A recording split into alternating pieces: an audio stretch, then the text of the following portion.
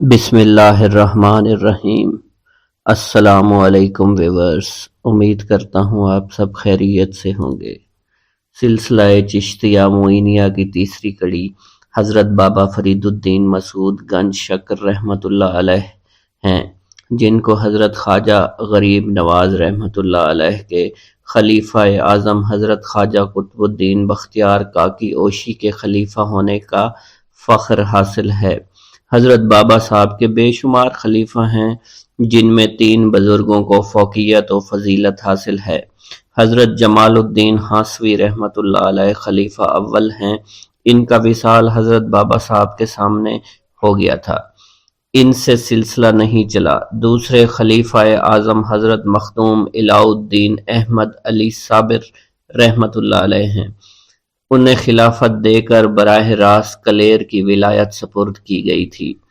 دہلی کی خلافت دینے کی افواہ محض اخلاقی فرضی ہے۔ تیسرے خلیفہ اعظم حضرت سلطان المشائخ سید نظام الدین بدیوانی محبوب الہی رحمۃ اللہ علیہ ہیں۔ ان کی بیعت 654 ہجری میں ہو گئی تھی اور 3 سال بعد خلافت عطا کر کے ولایت دہلی میں متعین کیا گیا تھا۔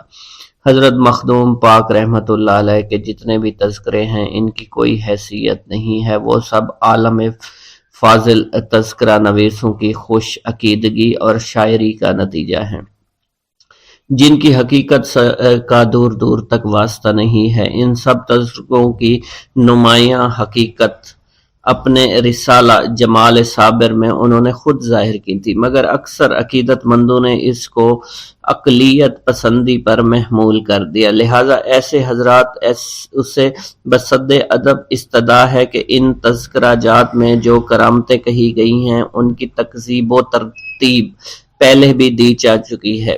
حضرت شیخ عبدالحق محدث دہلوی رحمۃ اللہ علیہ نے 999 ہجری میں اپنی کتاب اخبار الاخیار میں ان تذکروں کے متعلق سب سے پہلے قلم اٹھایا تھا۔ پھر 1885 میں سلسلہ جمالی کو ایجاد کرنے کی کوشش میں جناب خلیل الرحمن سرساوی نے ان روایتوں کی وجہ سے حضرت مخدوم پاک کے وجود سے ہی انکار کر دیا تھا۔ جواب میں صابری حضرات نے اعلان کیا تھا کہ ہم ملفوظات کے منکر نہیں ہیں، مگر ان مضامین کو دور کرنے والے ہیں جو پیران ناقص نے مشائخ سے نامزد ہی کر دیے ہیں۔ غرض اگلے صابری بزرگوں نے مخالفین کے اعتراض دور کرنے کی کوشش کی تھی اور معتقدین کے مغالطے کو دور کیا تھا۔ اس سے انکار ممکن ہی نہیں کہ حضرت مخدوم پاک رحمۃ اللہ علیہ کے متعلق تذکرہ نویسوں نے جو کچھ لکھا ہے وہ قیاسی و سماعی ہے۔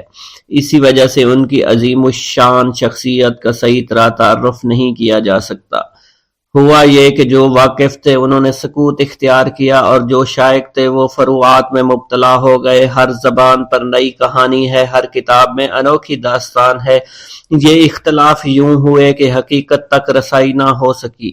معدوم وہ ہے جو نہ پائے۔ جو شے تواتر کے ساتھ پائی جائے اسے موہوم کہا جاتا ہے، اور موجودہ اس کو کہتے ہیں جو پایا بھی جائے اور تواتر بھی رکھتا ہو۔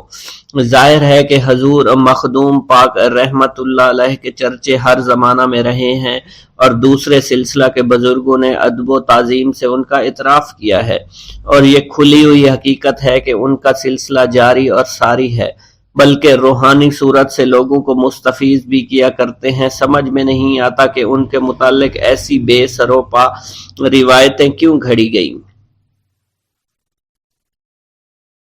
حضرت خواجہ حسن بصری رحمۃ اللہ علیہ کے والد کا نام اور پتہ کسی کو نہیں معلوم تھا۔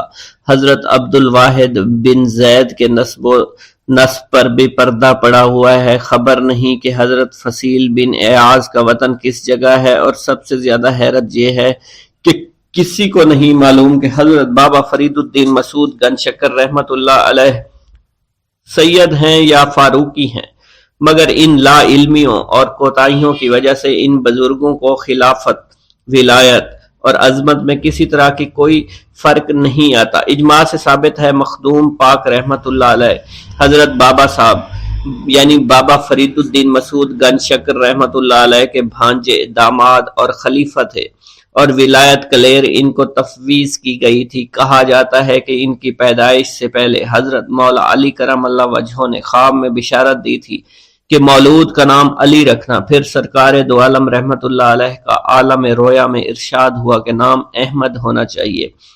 وقت تسمیہ کسی بزرگ نے نام الہ الدین تجویز کیا۔ بقول امیر الاقطاب دربار الہی سے مخدوم کا خطاب عطا ہوا اور بابا صاحب نے صابر کا لقب مرحمت فرمایا۔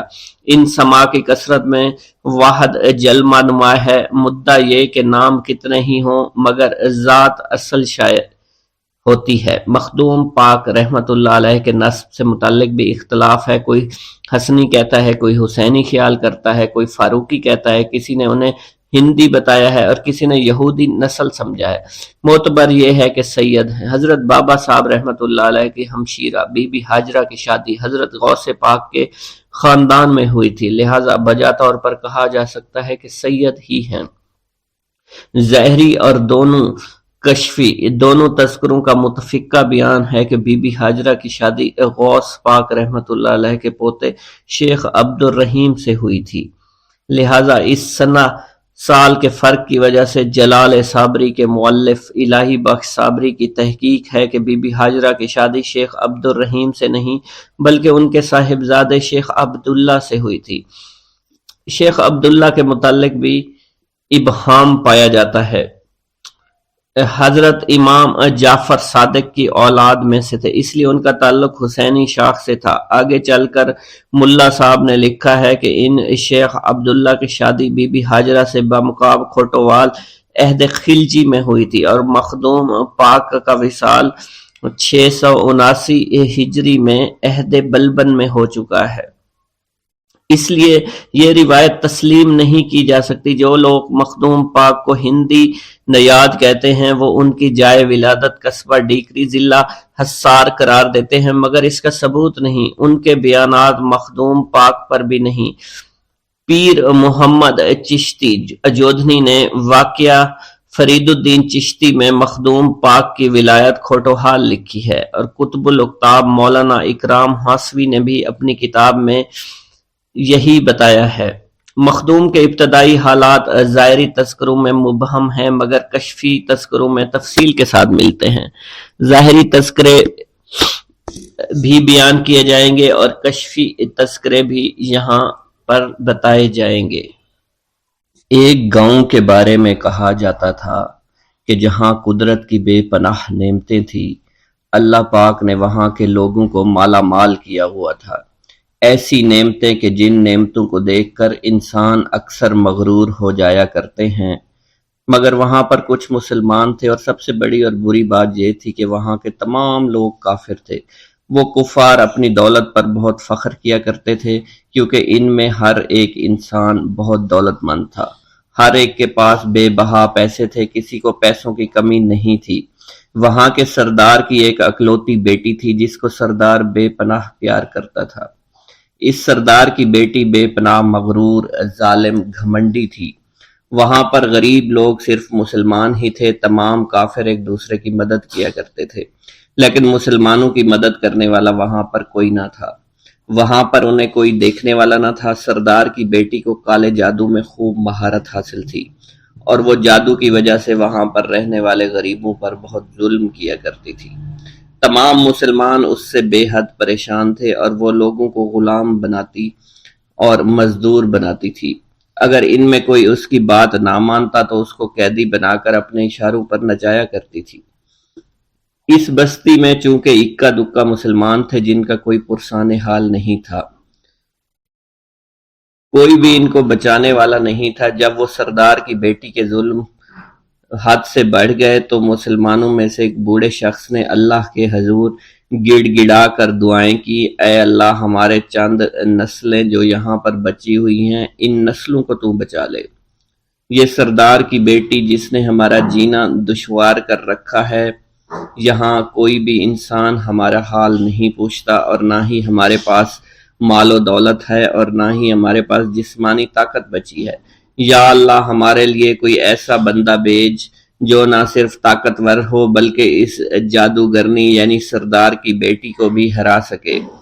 اللہ رب العزت نے اس بوڑھے کی دعا کو قبول فرمایا اور یوں اس جگہ پر ایک اللہ والے کو بھیج دیا، اور وہ اللہ والے ایسے ہی بستی میں داخل نہیں ہوئے بلکہ ایک دن کچھ عجیب واقعہ ہوا۔ ان کافروں کا سردار جنگل میں سیر سپاٹے کرتے ہوئے نکلا تھا، بڑی شان سے چلتا ہوا وہ سفر کر رہا تھا۔ اچانک ایک زہریلا سانپ اس کے سامنے آیا۔ اس زہریلے سانپ نے بادشاہ کو ڈس لیا اور وہ بے ہوش ہو کر زمین پر گر پڑا اور تڑپنے لگا۔ اس کے جو ساتھی تھے انہوں نے جب اپنے سردار کو یوں تڑپتا ہوا دیکھا اور سردار کی غیر حالت دیکھی تو کہ جسے ایک زہریلے سانپ نے کاٹ لیا ہے، تو وہ فوراً اسے اٹھا کر گھر لے آئے تاکہ اسے بچانے کے لیے کچھ کیا جا سکے۔ اس لڑکی نے اپنے باپ کی جب یہ حالت دیکھی تو اپنے آس پاس کے بڑے بڑے حکیموں کو بلایا، لیکن عجیب بات یہ تھی کہ لاکھ کوشش کے باوجود زہر نکالنے میں سارے ناکام ہو رہے تھے اور زہر تیزی کے ساتھ اس کے جسم میں پھیلتا چلا جا رہا تھا۔ لیکن اسی وقت وہاں ایک درویش کی آمد ہوئی، ایک اللہ والے آئے، ان اللہ پاک نے اس مقصد کے تحت وہاں بھیجا تھا۔ اس اللہ کے ولی نے سردار کے گھر پر پہنچ کر دروازے کو کھٹکھٹایا۔ نوکروں نے پوچھا کون ہو، کس سے ملنا ہے؟ اس نے کہا میں نے سنا ہے کہ یہاں کے سردار کو سانپ نے ڈس لیا ہے۔ نوکر کہنے لگے کہ تمہیں کیسے پتا چلا کہ یہاں کے سردار کو سانپ نے ڈس لیا ہے؟ تم تو ہمیں اجنبی لگتے ہو، ہم نے تمہیں آج تک یہاں نہیں دیکھا ہے۔ اس نے کہا میں مسافر ہوں اور مجھے خبر ملی ہے کہ یہاں کے سردار کو ایک زہریلے سانپ نے ڈس لیا ہے اور کوئی بھی اس کا علاج نہیں کر پا رہا۔ نوکروں نے کہا تم کون ہو؟ اللہ والے نے کہا میں حکیم ہوں اور میں ان کے علاج کی غرض سے یہاں آیا ہوں۔ وہ نوکر اللہ والے کی حالت دیکھ کر ہنسنے لگے کیونکہ آپ نے پھٹے پرانے کپڑے پہن رکھے تھے اور دیکھنے سے بہت غریب معلوم ہوتے تھے۔ وہ نوکر کہنے لگے کہ اتنے بڑے سردار کا علاج کرو گے؟ ارے یہاں تو اس کے پاس بڑے بڑے حکیم بلائے گئے ہیں، ہمارے سردار کے پاس پیسوں کی کوئی کمی نہیں ہے، اور وہ تم جیسے غریب سے بھلا کیوں علاج کروائیں گے؟ درویش نے کہا اگر تم چاہتے ہو تمہارے سردار کی جان بچ جائے پھر مجھے اندر جانے دو۔ غلام کہنے لگا ٹھیک ہے ہم اندر جا کر اجازت لے کر آتے ہیں۔ نوکر اندر گئے، سردار کی بیٹی سے کہا ایک غریب آیا ہے، کپڑوں سے فقیر معلوم ہوتا ہے لیکن کہتا ہے میں سردار کا علاج کر سکتا ہوں اور میں سردار کا علاج کروں گا۔ جو زہر تیزی کے ساتھ جسم میں پھیل رہا ہے میں اس کو باہر نکال پھینک کروں گا۔ اس کی بیٹی کہنے لگی ٹھیک ہے بلا لو۔ جب وہ اللہ والے اس کے گھر کے اندر گئے تو دیکھا سردار تڑپ رہا تھا، ٹانگ کو بار بار بستر پر پٹخ رہا تھا۔ اللہ والے نے اس کے پیر کی طرف دیکھا جہاں سانپ نے اس کو کاٹا تھا، اسی جگہ اللہ والے نے تھوک دیا، فوراً وہاں سے بھاگ گئے۔ اس کے سارے سپاہی اس کی بیٹی دیکھ کر حیران رہ گئے کہ یہ بھلا کون سا دیوانہ ہے، کمرے میں آیا، علاج کی بجائے اسی جگہ پر تھوک دیا جہاں صرف کاٹا تھا اور بھاگ بھی گیا، اس کو کوئی گرفتار نہیں کر سکا۔ سردار کی بیٹی غصے میں تل ملا اٹھی کہ اس نے جو گستاخی کی ہے اس کی کوئی بات نہیں، تھوک کو میں صاف کروا دوں گی مگر اس کو تو میں ابھی گرفتار کرواتی ہوں۔ اور اس نے اپنے سردار کے ایک نوکر سے کہا کہ اس تھوک کو صاف کرو۔ اس نوکر نے تھوک کو صاف کرنے کی بجائے اس کو اچھی طرح سے ٹانگ پر مل دیا۔ لڑکی نے کہا کیا کر رہے ہو؟ اس فقیر نے میرے باپ کی ٹانگ پر تھوک دیا، اب اس تھوک کو تم مل رہے ہو؟ حکیم نے اپنے ہاتھ کے اشارے سے سردار کے بیٹے کو روک دیا۔ جیسے اس تھوک کو سردار کی ٹانگ پر ملا گیا فوراً سارا زہر ختم ہو گیا۔ جو ٹانگ کٹنے کے قابل تھی وہ ٹانگ بالکل ٹھیک ہو چکی تھی، جو نیلی پڑ چکی تھی اب اصلی حالت میں آہستہ آہستہ واپس آ رہی تھی، اور جب وہ قبیلے کا سردار بالکل ٹھیک ہو گیا، ہوش میں آ گیا تو حیران رہ گیا۔ اسے بتایا کہ فقیر بابا کے تھوک کی وجہ سے آپ ٹھیک ہوئے ہیں۔ اس نے کہا وہ بزرگ تو ہمارے لیے مسیحا ہے، تم لوگوں نے انہیں جانے کیوں دیا؟ انہیں میرے پاس لے کر آؤ، انہوں نے ہم پر بہت بڑا احسان کیا ہے، ہم اس کے احسان کا بدلہ ضرور چکائیں گے۔ اس کی بیٹی جو خاموشی سے باپ کو دیکھ رہی تھی اس نے کچھ بھی نہ کہا۔ گاؤں کے سردار کے کہنے پر سارے سپاہی اللہ والے کو ڈھونڈنے کے لیے نکل گئے۔ وہ چاروں طرف پھیل گئے لیکن کہیں بھی اللہ والے کا پتہ نہیں چل رہا تھا۔ پھر جب سپاہی تلاش کرتے کرتے جنگل میں داخل ہوئے، وہاں ایک درخت کے نیچے ایک آدمی کو عبادت کرتے ہوئے دیکھا۔ وہ غور سے اس کو دیکھ رہے تھے اور کہہ رہے تھے، یہ کس طرح کی عبادت کر رہے ہیں؟ ہم لوگ تو اپنے بتوں کے آگے ہاتھ جوڑتے ہیں، یہ نہ جانے کس کو سجدہ کر رہے ہیں۔ خیر، عبادت کے فوراً بعد اللہ والے کو پکڑ لیا، گاؤں کے سردار کے سامنے پیش کیا۔ وہ کہنے لگا، آپ کون ہیں اور کہاں سے آئے ہیں؟ سب سے پہلے تو میں گستاخی کی معافی چاہتا ہوں، میرے لوگوں نے آپ کے ساتھ بڑی بدتمیزی کی، لیکن آپ کی وجہ سے آج میں زندہ ہوں۔ ہم گناہ گاروں کی وجہ سے آپ جیسے لوگوں کو بہت تکلیف ہوئی ہے، اس لیے میں معذرت چاہتا ہوں۔ آپ سے درخواست کرتا ہوں کہ آپ میری طرف سے یہ قیمتی لباس یعنی کپڑے اور عربی گھوڑا قبول کیجئے۔ اللہ والوں نے اس کی طرف مسکرا کر دیکھا اور کہا، یہ گھوڑا، یہ لباس بہت قیمتی ہے، مگر یہ لباس پہن کر اس گھوڑے کے لیے گھاس کاٹوں گا تو کیا اچھا لگوں گا؟ سردار نے کہا، فکر نہ کریں، گھوڑے کے ساتھ ساتھ ہم آپ کو نوکر بھی دیں گے۔ اللہ والے نے کہا کہ اتنی مال و دولت اور نوکروں کے ساتھ میں اکیلا رہوں گا؟ گاؤں کا سردار بولا، حضور آپ کی یہ بات سن کر میں سوچ میں گم ہو گیا ہوں، لیکن یہ میری بیٹی آپ کے سامنے حاضر ہے۔ بیٹی حیرت سے اپنے باپ کو دیکھ رہی تھی کہ میرا باپ اب کیا کہنے والا ہے۔ سردار نے کہا، میری بیٹی جسے آپ نے دیکھ لیا ہے، اس کی شادی میں آپ سے کر دوں گا، مگر ایک شرط ہے کہ آپ کو اپنے مذہب کو چھوڑنا پڑے گا۔ میرے سپاہیوں نے آپ کو عبادت کرتے ہوئے دیکھا ہے، جہاں تک ہمارے معمولات ہیں ہم بتوں کے آگے سجدہ کرتے ہیں اور ان کی عبادت کرتے ہیں، اور آپ جس کے آگے سجدہ کرتے ہیں وہ اللہ ہے، یعنی آپ مسلمان ہیں، اس لیے آپ کو اپنا مذہب چھوڑنا پڑے گا۔ کیا آپ ایسا کر سکتے ہیں؟ اللہ والے نے کہا کہ مجھے ایک بات بتائیے، آپ سب کچھ دیکھ رہے ہیں، آپ نے مجھے یہ بھی دعا دی کہ میری اولادیں ہوں اور آپ کی نسل آپ کی بیٹی سے چلے گی۔ مجھے ایک بات بتائیں، اگر ان بچوں میں سے کسی بچے کو خدا نہ خواستہ کچھ ہو گیا تو کس کو رونا پڑے گا؟ سردار نے جواب دیا، اگر خدا نہ خواستہ کچھ ایسا ہوا تو رونا مجھ کو ہی پڑے گا۔ اللہ والا نے مسکرا کر کہا، اگر یہ سارا مال لے کر مجھے رونا ہی پڑا تو آپ اپنا گھوڑا، اپنی دولت، اپنی بیٹی، ہر چیز اپنے پاس رکھ لو۔ میں خوش ہوں، میں مسلمان ہوں، میں ٹھیک ہوں۔ اگر یہ تمام چیزیں لے کر مجھے اپنا محلہ چھوڑنا پڑے تو میں اپنی جان دے کر بھی اپنے مذہب کو نہیں چھوڑوں گا۔ جس طرح آپ نے مجھے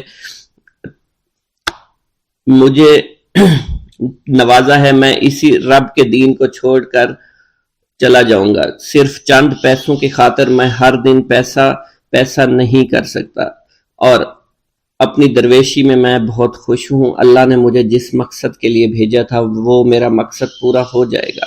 گاؤں کے سردار نے پوچھا، یہ کہہ کر وہ اللہ والے جانے لگے تو سردار نے درویش کو رک جانے کا کہا اور کہنے لگے، میں نے مال دے کر تمہیں آزمایا اور تمہیں پرکھا، لیکن تم اپنے مذہب کو چھوڑنے پر راضی نہیں ہو۔ اگر تم یہی سب کرنے آئے تھے تو تمہیں اس بات کا ڈر نہیں؟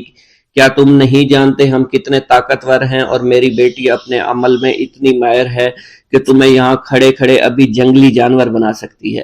اللہ والے نے کہا کہ اس نے جنگلی جانور کمزور لوگوں کو بنایا ہوگا، یہ مجھے جانور بنا کر تو دکھائے۔ اس سے پہلے کہ گاؤں کا سردار اپنی بیٹی سے کچھ کہتا کہ اس پر وار کرو، اللہ والے نے جادوگرنی پر ایسی پھونک ماری کہ وہ اسی وقت ایک بہت بڑی چھپکلی بن گئی۔ وہ کچھ بھی نہیں کر پا رہی تھی، وہ چھپکلی اتنی بڑی تھی کہ وہاں پر جتنے بھی انسان کھڑے تھے ان سب میں سب سے زیادہ اونچا اس کا قد تھا۔ وہ چھپکلی اللہ والے کے پاس آئی، اپنا زہر اس پر اگلنا چاہتی تھی کہ اسی وقت اس نے اس کے منہ پر تھوک دیا۔ تھوکنے کی دیر تھی، وہ چھپکلی جلنے لگی، اور جس سے گرمی کی وجہ سے اس کا چہرہ پگھل رہا تھا، اس کا چہرہ جل کر کالا ہو چکا تھا۔ وہ مرنے والی تھی کہ سردار دوڑتا ہوا قدموں میں آ کر گر پڑا اور معافی مانگنے لگا اور کہنے لگا، حضور اس گستاخی کے لیے میں معذرت خواہ ہوں، آپ مجھے معاف کر دو، میں نے سچ میں آپ کو بہت کمزور سمجھا تھا، آپ کو آپ کا مذہب سے ہٹانا چاہا تھا۔ اگر میری بیٹی ٹھیک ہو جائے تو میں سچ کہتا ہوں یہاں پر جتنے لوگ ہیں ہم پوری کی پوری بستی مسلمان ہو جائیں گے۔ اللہ والے نے کہا کہ ہم تمہیں اپنے دین میں شامل کرنے کے لیے یہ سب نہیں کر رہے، بلکہ تم لوگ مسلمان بھائیوں پر جو ظلم کرتے ہو وہ ظلم کو ختم کرنے کے لیے ہم یہاں آئے ہیں۔ ہمارے دین میں جبر اور ظلم نہیں۔ اگر تمہارے بیٹی سے انسان بن کر سدھر جاتی ہے تو اس کو اس کی اصلی حالت میں لانے کے لیے میں خود کو اللہ کی بارگاہ میں پیش کروں گا اور دعا کروں گا۔ سردار کہنے لگا کہ ہاں میری بیٹی اصلی حالت میں اگر آ جائے تو پھر ہم کسی پر ظلم و ستم نہیں کریں گے، اور میں دل سے اپنی بیٹی کے لیے معافی چاہتا ہوں۔ آج سے یہ کوئی بھی جادو ٹونا اور مسلمانوں کو تنگ نہیں کرے گی، اور نہ ہی کسی مسلمان پر یہ ظلم اور جبر کرے گی۔ بس آپ اسے دوبارہ سے انسان بنا دے۔ اللہ والا نے چھپکلی پر دوبارہ سے پھونک ماری تو پھر سے انسان بن گئی، اور اللہ والے کے قدموں سے وہ لپٹ گئی، کہنے لگی مجھے معاف کر دیجئے، مجھے معاف کر دیجئے، میں نے اپنے آپ کو بہت طاقتور سمجھا۔ اس لڑکی کا آدھا چہرہ جل چکا تھا اور کالا ہو چکا تھا۔ وہ کہنے لگی کہ آج اپنے باپ کے ساتھ میں آپ کے دست مبارک پر مسلمان ہونا چاہتی ہوں۔ میں وعدہ کرتی ہوں کہ آج سے اس بستی پر کوئی بھی کافر کسی مسلمان کے ساتھ بدتمیزی نہیں کرے گا، زیادتی نہیں کرے گا، ظلم اور جبر نہیں کرے گا، بلکہ ہم سب یہاں مل جل کر رہیں گے اور بھائی چارے کے ساتھ رہیں گے۔ ہم سب مسلمان ہو جائیں گے، اور پھر یوں اللہ والے کے ہاتھوں پوری بستی کا سردار اور اس کی بیٹی نے اسلام قبول کر لیا، اور سردار نے اللہ والے سے اپنی بیٹی کا نکاح کر دیا، اور پھر اس بستی میں ہمیشہ کے لیے امن و امان قائم ہو گیا۔ حضرت علاؤ الدین احمد صابر کلیری رحمۃ اللہ علیہ، آپ خاندان چشتیہ کے دستور کے مطابق محافل سما میں ضرور شمولیت فرماتے تھے۔ عبادات و شغل نوری اور لنگر کی خدمات کے علاوہ محفل سما میں آپ کی دلچسپی تمام مورخین نے رقب کی ہے۔ صاحب جواہر فریدی تحریر کرتے ہیں کہ آپ توحید باری تعالیٰ سے بے انتہا الفت رکھنے کے علاوہ سما کا ذوق بھی رکھتے تھے۔ اسی طرح حضور سید سرکار رحمت اللہ علیہ نے بھی سما کے متعلق آپ کی توجہ خاص کا کثرت سے ذکر فرمایا کہ حضور صابر پاک سے انتہائی الفت رکھتے تھے۔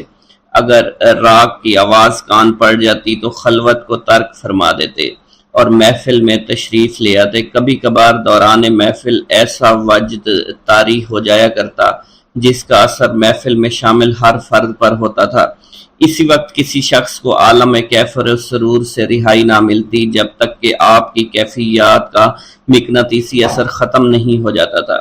اس لیے اکثر اوقات بابا صاحب آپ کی موجودگی میں محفل سما کو موقوف فرما دیا کرتے تھے اور دوبارہ خلوت میں منعقد فرماتے، جس کا ذکر بابا صاحب نے اپنی تصنیف سرل عبودیت میں ایک جگہ فرمایا ہے۔ جس یوم علی احمد صابر کو سند نامہ خلافت سے نوازا گیا، اسی یوم ختم شریف کے بعد محفل سما منعقد کی گئی۔ جب قوالوں نے راگ الاپنا شروع کیا تو علی احمد پر کیفیت حال کا غلبہ جلوہ بخش ہونے لگا۔ میں نے مصلحتاً اس وقت سما موقوف کر دیا اور شب کو مجلس تخلیہ میں سما دوبارہ سنایا گیا۔ بابا صاحب نے حضور صابر پاک رحمت اللہ علیہ کو خلافت اور دیگر انعامات عطا کرنے کے بعد فرمایا، اے علی احمد، میں نے عرصہ دراز سے ایک دستور بنا رکھا ہے کہ جس کو بھی سنت خلافت عطا کرتا ہوں تو جمال الدین ہانسوی کے دستخط اور مہر کے لیے ہانسی بھیجتا ہوں۔ یہ بات اپنی جگہ حقیقت ہے کہ تم کو اس کی ضرورت نہیں، مگر میں اپنے تیار کردہ منشور خلافت کو قائم رکھنے کے لیے تم کو ہانسی جانے کے لیے کہتا ہوں۔ یہ سن کر صابر پاک رحمت اللہ علیہ نے تعمیل میں سر جھکا دیا اور عرض کیا، جیسے حضور کی مرضی ہو، اس غلام کو کسی قسم کا عذر نہیں، میں ابھی ہانسی کے لیے روانہ ہو جاتا ہوں۔ لہٰذا بابا صاحب رحمت اللہ علیہ کے حکم کے مطابق دوسرے دن بتاریخ 15 ذوالحجہ کو آپ روانگی کے لیے تیار ہو کر باہر نکلے۔ تمام اہلیان پاک پتن شریف اور دیگر مسافران سلوک آپ کو وداع کرنے آئے۔ اس عرصہ میں پاک پتن شریف کے تمام غربا، تمام فقراء، تمام مساکین اور تمام مسافروں کے آپ سے انتہائی قلبی لگاؤ ہو گیا تھا، کیونکہ جب آپ عالم سلوک میں ہوتے تو ہر قسم کے پریشان حال لوگوں کی معروضات بابا جی کی غیر موجودگی میں سنتے اور دعا و عطا سے تشفی فرماتے تھے، جس سے سائلان کی جائز دلی حاجات فوراً پوری ہو جایا کرتی۔ اس کے علاوہ صبح شام ہزاروں لوگ آپ کے دست مبارک سے لنگر کھایا کرتے تھے۔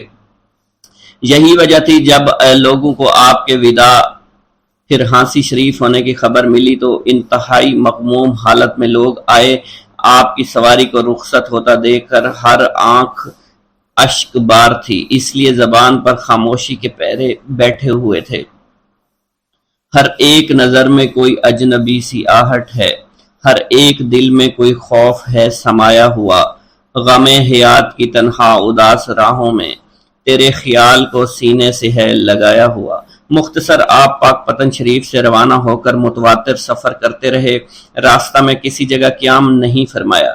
جب آپ وہاں پہنچے تو شیخ جمال الدین آپ کے استقبال کے لیے باہر تشریف لے آئے تھے، یہاں تک کہ سواری پر سوار ہی لب فرش تک تشریف لے گئے۔ یہ بات اگرچہ شیخ صاحب پر ناگوار گزری، مگر پھر بھی انہوں نے ضبط سے کام لیا اور مخدوم صابر پاک رحمت اللہ علیہ کی تعظیم و تکریم اور مہمانداری کے تمام فرائض انجام دیے۔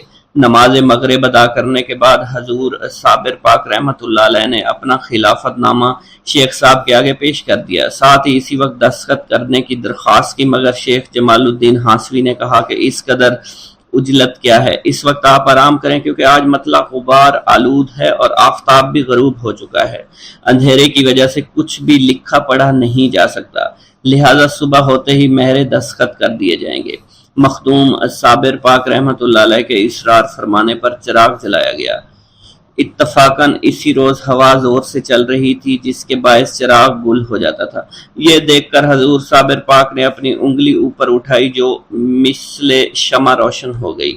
شیخ جمال الدین نے اس عمل کو اپنی توہین سمجھ کر پھونک ماری جس کے باعث انگلی سے نکلتی روشنی کافور ہو گئی۔ اب کی بار حضور صابر پاک نے پورا ہاتھ اٹھایا جس سے سارا احاطہ روشن ہو گیا۔ آنکھیں اگر ہیں بند تو پھر دن بھی رات ہے، اس میں قصور کیا ہے بھلا آفتاب کا۔ جو ہی آپ نے اپنا دست مبارک روشن کیا تو شیخ جمال الدین جامع سے باہر ہو گئے۔ قوت بشری نے ایسا غلبہ کیا کہ عنان صبر ہاتھ سے جاتی رہی۔ پس و پیش بابا صاحب کے عطا کردہ خلافت نامہ کو اس نے پھاڑ دیا۔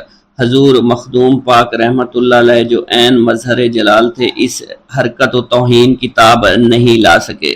صابری تلوار نمودار ہو گئی، جلال میں آ کے فرمایا تو سندھا چاک کر دی من سلسلہ ترادم بدیدم، یعنی تم نے میری سند کو چاک کر ڈالا، میں نے تیرے سلسلہ کو ہی قطع کر دیا۔ الغرض حضور صابر پاک رحمت اللہ علیہ پاک پتن شریف سے روانہ ہو گئے اور بابا صاحب کے حضور پیش ہو کر تمام واقعہ عرض کر ڈالا۔ بابا صاحب نے یہ واقعہ سماعت فرما کر مخدوم صابر پاک سے دریافت فرمایا، جب شیخ جمال نے تمہارا خلافت نامہ چاک کیا تو اس وقت تمہاری زبان سے کیا الفاظ ادا ہوئے؟ حضور صابر پاک نے عرض کیا، جس وقت انہوں نے میرے خلافت نامہ کو پھاڑا تو میں نے تمہارے سلسلہ قطبیت کو نیست و نابود کر دیا ہے۔ آپ نے فرمایا کہ اوپر سے یا نیچے سے؟ تو صابر پاک نے عرض کیا نیچے سے، یعنی ان کے بعد سلسلہ آگے ختم ہو گیا ہے۔ یہ سن کر بابا صاحب نے فرمایا کہ کامل مردوں کا تیر خطا نہیں جایا کرتا۔ بعد ازاں بابا صاحب نے فرمایا تم نے یہ اچھا کیا جو اس کا سلسلہ نیچے سے ختم کیا، اوپر سے نہیں کر دیا، ورنہ اس کا خدا تعالیٰ کے ساتھ تعلق ہی منقطع ہو جاتا۔ مجھے اس بات کی قدر ہے کہ شیخ جمال نے میری بہت خدمت کی ہے، اس لیے تم اسے معافی کے ساتھ ساتھ دوبارہ اپنے سلسلہ میں ضم کر لینا تاکہ تمہارے سلسلہ کی قوت سے وہ باقی رہے۔ یہ سن کر صابر پاک رحمت اللہ علیہ نے تعمیل میں سر جھکا دیا۔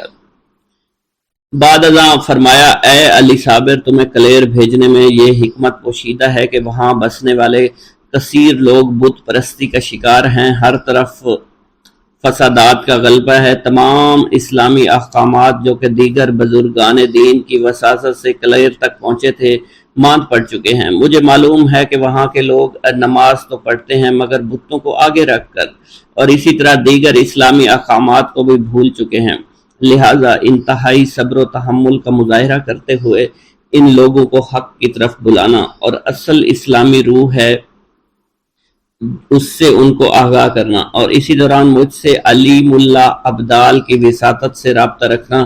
میں انشاءاللہ تمہاری رہنمائی کرتا رہوں گا۔ قصبہ کلیر شریف کا تاریخی پس منظر صاحب تذکرہ علی احمد صابر کچھ بیان کرتے ہیں کہ یہ گاؤں ہر ادوار کے ملحقات میں سے ہے۔ 283 ہجری میں راجہ کرم پال نے آباد کیا تھا۔ اس کا نام ہردوار گڈھیر رکھا گیا۔ آہستہ آہستہ اس کی آبادی بڑھتی چلی گئی اور دریائے گنگا کے کنارے کوسوں تک آباد ہوتا چلا گیا، مگر یہاں کی تمام آبادی غیر مسلم دیوتاؤں پر تھی، جنہوں نے کچھ عرصہ گزارنے کے بعد ایک بہت بڑا مندر تعمیر کروا دیا، جس میں سینکڑوں دیوتے سونے اور چاندی کے نصب کروا دیے گئے۔ راجہ کرم پال کے مرنے کے بعد راجہ بکرم پال تخت نشین ہوا، جس نے اس بت خانہ کی وسعت کو مزید اضافہ کیا۔ جن مہاتموں کے پاس وہ حصول برکات کے لیے لوگ جایا کرتے، ان کو خدا کی طرف سے بھیجی ہوئی نعمت سمجھ کر محفل نشاط گرم کیا کرتے تھے۔ غرضے کہ ان تمام جہالتوں حماقتوں کا نام مذہب تھا، اور یہ تمام مذموم افعال عبادت سمجھے جاتے تھے۔ مسلمانوں کو ملیچ نجس سمجھنا، آفتاب، ماہتاب، ستاروں، درختوں، پہاڑوں، جانوروں کی پرستش کرنا بہشت کا زیور سمجھا جاتا تھا۔ ناچنا گانا بھی عبادت کا ایک خاص حصہ تھا، کیونکہ اس کے بغیر کوئی دیوتا راضی نہیں ہوتا تھا۔ اس کے آباء و اجداد کو ان غلط اور گھناؤنی رسومات و جرائم سے اولیاء کرام نے دور ہٹایا تھا، اور دلوں کی قدورتوں کو دھو کر اسلام کی روشنی عطا کر دی گئی۔ ان کی نااہل نسلوں نے دوبارہ ہی بد افعال و باطنی رواج اپنا لیے تھے۔ بظاہر کلمہ شریف و دیگر ارکان اسلام کی پابندی کرتے نظر آتے، مگر حقیقتاً اسلام سے کوسوں دور چلے گئے۔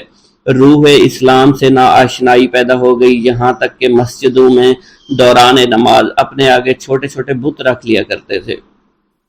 جب ان حالات کی خبر شیخ الاسلام بابا فرید الدین گنج شکر مسعود رحمۃ اللہ علیہ کو ہوئی تو انہوں نے فوراً مخدوم پاک کو کلیر بھیجنے کا فیصلہ کر لیا، تاکہ ان لوگوں کو متنبہ کر کے صراط مستقیم پر گامزن کیا جا سکے، ان کے آباء و اجداد کو سیدھے راستے پر چلایا جا سکے۔ بابا صاحب رحمۃ اللہ علیہ نے مخدوم صابر پاک رحمۃ اللہ علیہ کو ہدایت فرمائی کہ جا کر اہلیان کلیر کو ان غلط جاہلانہ افعال سے روکو، ان کو حقیقت اسلام کا درس دو، توحید سے اچھی طرح متعارف کراؤ اور سمجھاؤ کہ وہ کسی کو خدا کا شریک نہ ٹھہرائیں اور احمقانہ مشرکانہ رسومات سے باز آ جائیں، ایک خدا کے آگے سجدہ ریز ہوں، اور یہ خبردار مساجد کو بت خانے نہ بنا پائیں۔ ضلع سہارنپور میں اسٹیشن کے قریب ہی نہر گنگا ہے، اور نہر کے کنارے تقریباً 3-4 میل کے فاصلے پر کلیر شریف نظر آتا ہے۔ نہر کے شرقی طرف کلیر شریف کی آبادی ہے، اور مغربی جانب ڈیرہ کا وسیع جنگل ہے۔ اسی نہر گنگا کے مغربی کنارے پر حضور صابر پاک کی مقدس درگاہ ہے۔ روڈ کے اسٹیشن سے کم و بیش 2 میل کے فاصلے پر نہر کا وسیع پل ہے، جس کے چاروں طرف راہ گزر ہے۔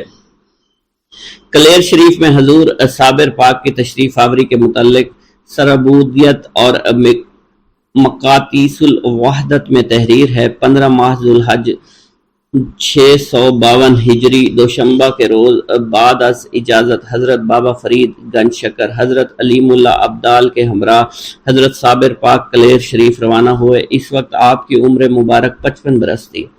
کلیر شریف میں آپ کی تشریف آوری کے متعلق صاحب حقیقت گلزار صابری کے حوالے سے تحریر فرماتے ہیں کہ آپ پاک پتن سے روانہ ہونے کے 1 یوم بعد کلیر شریف پہنچ گئے۔ یہ سب اس میں اعظم چشتیہ کو تلاوت کرنے کی برکت تھی کہ آپ نے کئی یوم کی مسافت ایک دن میں طے کر لی تھی۔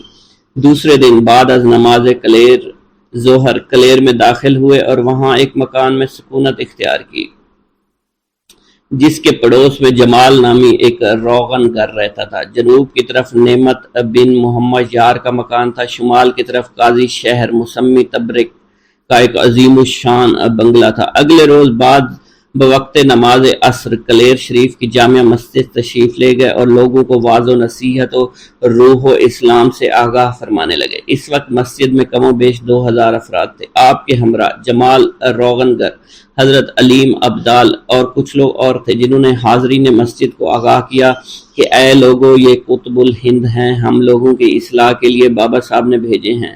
ہم سب چاہتے ہیں کہ ان کی ہدایت سے مستفیض ہو کر فلاح و دین حاصل کریں، اور جملہ بر افعال سے تائب ہو کر ان کے دست حق پر بیعت لیں۔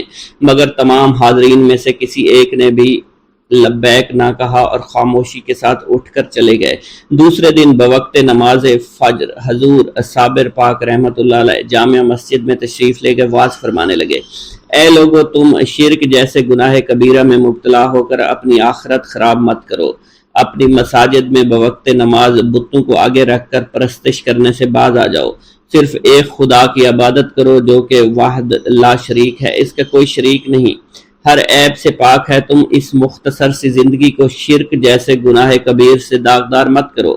میرا اور تمہارا خدا وہ ہے جس کی کوئی مثال نہیں، وہ ہر ایک کا مالک خالق ہے، اس کا کوئی ہمسر نہیں۔ اس وقت کم و بیش 5000 افراد کا جمع غفیر مسجد میں تھا، جنہوں نے آپ کا واز سننے سے انکار کیا اور جواباً کہا: یہ ہمارا آخری وسیلہ ہیں، یعنی کہ بت۔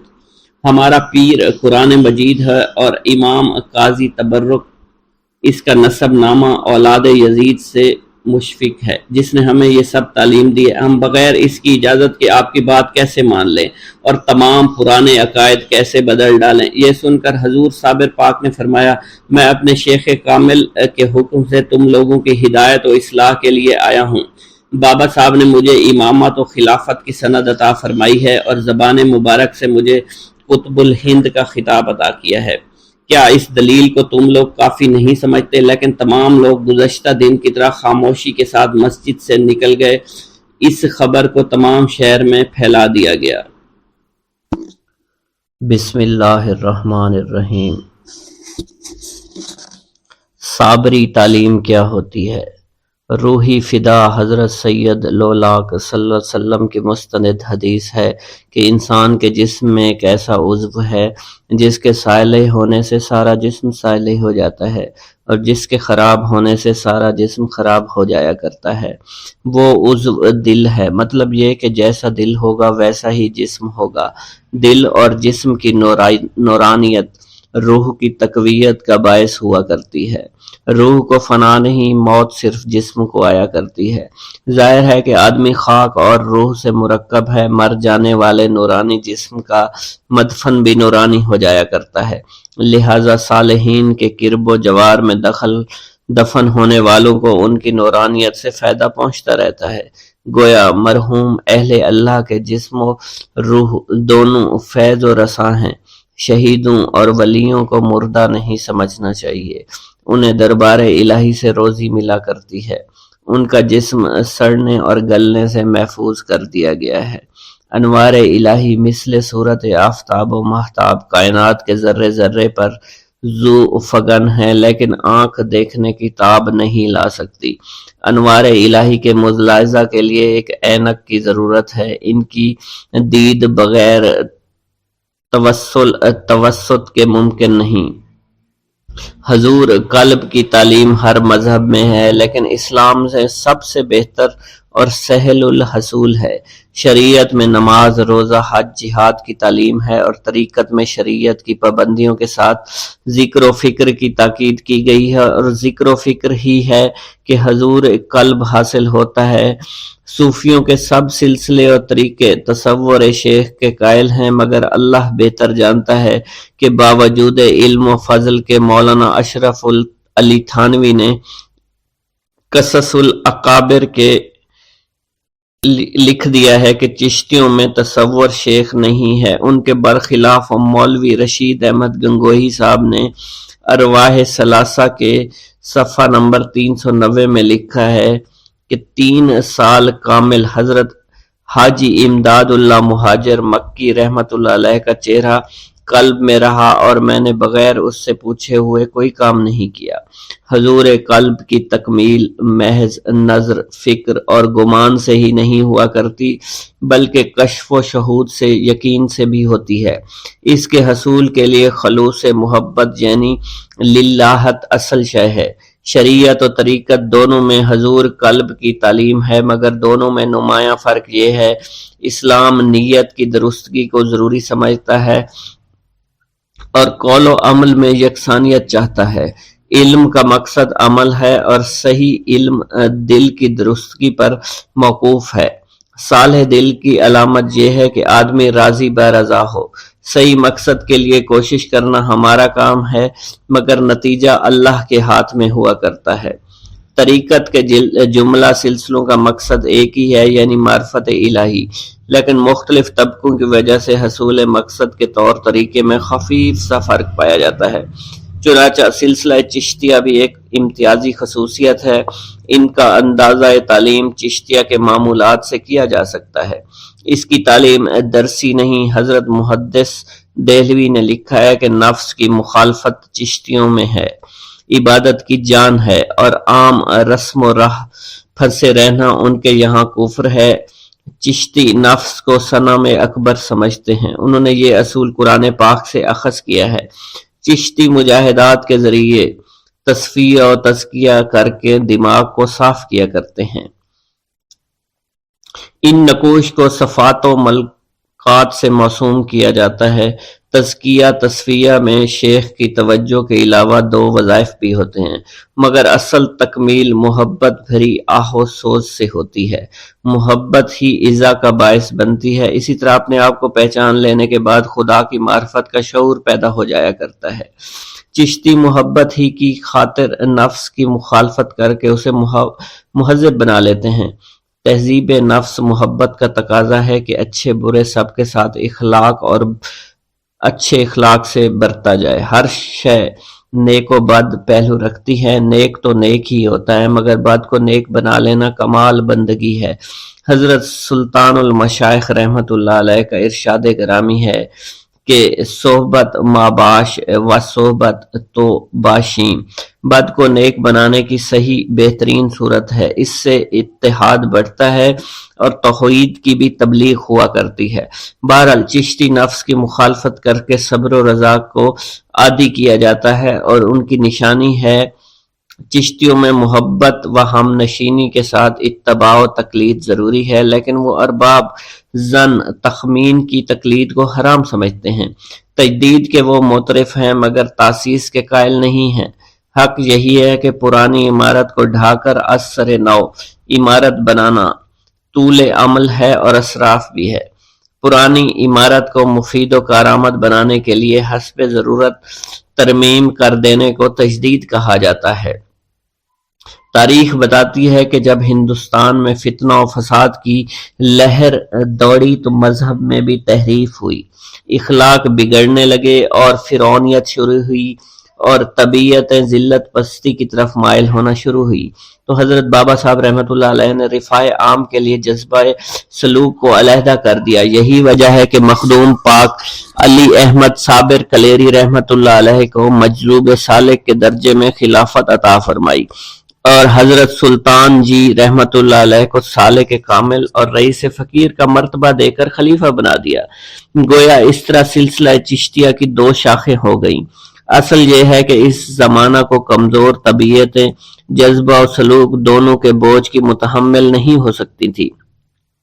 یہ حضرت بابا صاحب رحمۃ اللہ علیہ نے اجتہاد کیا ہے کہ انہیں خوبی سے سلوک کو علیحدہ کر دیا۔ وصال سے پہلے جو ارشاد فرمایا تھا وہ مختلف نوعیتوں سے اہمیت رکھتا ہے۔ فرمایا کہ علم سینیا من بشیخ نظام البدیانی رحمۃ اللہ علیہ، ظاہر ہے کہ دل سینہ کے اندر ہوتا ہے، لہذا علم دل خفی در خفی ہوا۔ اس لیے مخدوم پاک رحمۃ اللہ علیہ اپنا نمونہ آپ ہیں، عنایت ہیں، عناصر ہیں۔ جو مرتبہ بادیہ ہوا ہے وہی درجہ روحانیت میں اول ہے۔ مخدوم پاک رحمۃ اللہ علیہ کا قیاس کیا جا سکتا ہے۔ ان کی تعلیم از دل کی طرح ہے، وہ ظاہر ہے بے نیاز ہے، مگر اس کا سلسلہ آب و تاب سے چلا جا رہا ہے۔ یہی حقیقت لوگوں کو حیران کر دیتی ہے۔ اس حیرت کی وجہ سے کچھ لوگ ان کے وجود تک کے منکر ہو چکے ہیں۔ معتقدین نے معاندین کو سمجھنے کی کوشش کی ہے، مگر وہ اپنے انکار سے انکار نہیں کرتے۔ مخدوم رحمۃ اللہ علیہ کے وجود کا ثبوت بابا صاحب رحمۃ اللہ علیہ کے مدرجہ بالا سینہ دل والے ارشاد میں موجود ہے، یعنی حضرت بابا صاحب رحمۃ اللہ علیہ نے ان کا پورا نام بتا دیا ہے تاکہ ان کا انطباق کسی اور پر نہ کیا جا سکتے۔ حضرت سلطان المشائخ کی تعلیم اور ان کے سلسلہ کی تبلیغ جس طرح ہوئی وہ آنکھوں کے سامنے ہے، مگر حضرت صابر رحمت اللہ علیہ کہ تبلیغ قلبی ہونے کی وجہ سے چشم ظاہر سے اوجھل رہی ہے۔ بتایا گیا ہے کہ مخدوم پاک رحمت اللہ علیہ کی 11 سال کی عمر میں گوشائے ازلیت میں بٹھا دیے گئے تھے اور 21 سال بعد ان کو خلافت دی گئی، لیکن ان کی باطنی تعلیم کی تفصیل نہیں بتائی گئی۔ کشفی تذکرہ کا بیان ہے کہ وہ دوران ازلیت میں شغل نوری کی مشق کرائی گئی۔ خواجگان چشت مرید کو حسب مراد بنانے کے لیے ابتدا میں کچھ مجاہدے بھی کرواتے رہے، پھر اپنی توجہ سے اسے کامل بنا دیا کرتے تھے، جس کی وجہ سے مرید عالم تجلیات میں محو ہو جاتا ہے۔ اسی اصول پر مخدوم احمد پاک کلیری کو 3 سال ظاہری تعلیم دی، پھر گوشائے میں بٹھا کر صفات و ملکات کے جلووں سے آشنا کیا گیا۔ اسی طرح ذات و نفس پر عبور کروایا گیا، اتحاد و تجسس کے ذریعے انابت الہی کی اہلیت پیدا کر دی گئی۔ حضرت خواجہ بختیار کاکی اوشی رحمت اللہ علیہ کا ارشاد ہے کہ شیخ میں اس قدر دل کی قوت اور ضمیر کی صحت ہونا چاہیے کہ جس کو مرید کرے اس کے سینہ کی زنگار اپنی قوت باطنی سے عقیل کر دے اور راز ہائے فطرت سے آگاہی دے دے۔ جب مرید میں اتنی قوت پیدا ہو جاتی ہے تو وہ شخص کائناتی زندگی کے مضمون کو اشاروں میں سمجھ لیا کرتا ہے اور گفت و شنید کی اسے ضرورت ہی پیش نہیں آیا کرتی۔ جب مخدوم پاک رحمت اللہ علیہ کو روحانی تعلیم خاص طور پر اس پر دی گئی تو ان کی خلافت اور تبلیغ کا طرز دیگر خلفاء سے بھی مختلف ہونا چاہیے، اور یہی ان کی تعلیم و تبلیغ میں ندرت ہے۔ ان کی تعلیم چونکہ قلبی تھی لہذا عقل کی اس تک رسائی نہیں ہو سکتی، اور جب ظاہری عقل و منطق سے اسے سمجھا جائے تو نتیجہ نہیں نکلا کرتا۔ ان کے یہاں محض توجہ و جذب سے کامل ہو جایا کرتا ہے اور کیفیت جذب میں اختیار نہیں ہوا کرتا۔